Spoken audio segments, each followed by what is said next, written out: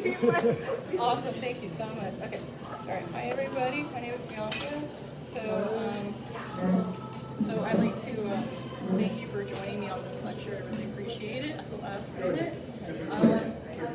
I would like to introduce the topic of intersections for my course on gender and sociology. Sure. So let's begin. All right. What is intersectionality? So it is an interconnected structure of nature of social categories like race, class, and gender that is created as overlapping and interdependent systems of discrimination or disadvantages. It is a theoretical approach based on this premise. So basically it is social identities. So when you see someone, you can already distinguish at least two identities of somebody: their gender, their race, their age perhaps, maybe disability status, religion, so on and so forth. So to summarize, the term intersectionality means multiple and different social identities in which systems of oppression, domination, or discrimination is related. It shapes a person's experiences and their opportunities.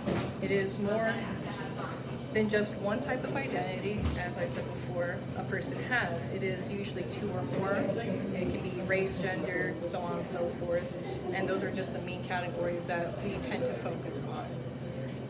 So Kimberly Crenshaw coined this term in 1989, when she noticed that there was no description of different types of discrimination that Black women encountered in comparison to Black men or white women.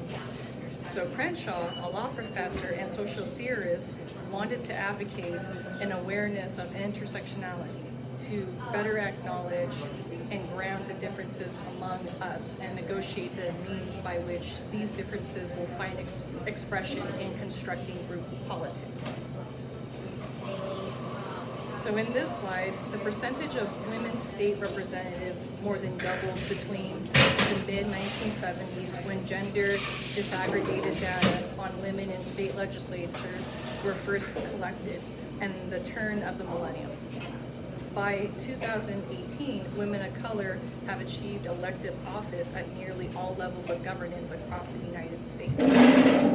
So with these social changes, we learned that the intersectional perspectives on inequality with feminist institutionalist approaches to structures of both formally and informally.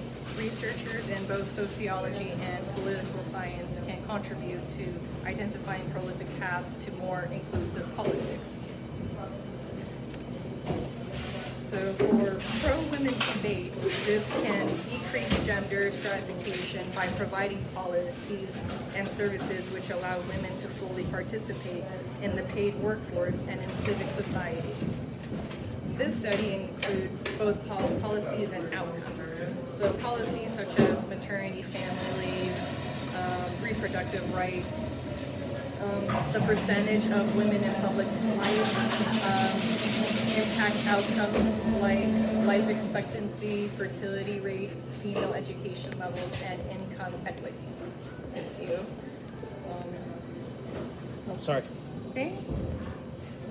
So after this, you're probably wondering, what does this all mean? Why is it important? Well, it is our social identity. It's culturally available to us and socially constructed. We place ourselves and we place others. We have others place us in these identities.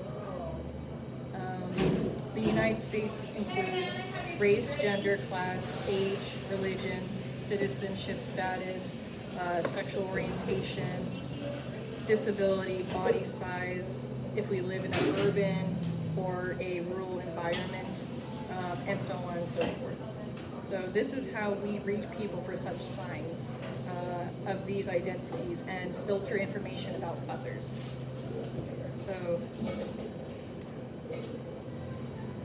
So off the script, our knowledge of people and ourselves will help build, advocate, and empower empathy. From our own experiences, we can apply it towards our interactions with others, strangers, vulnerable people.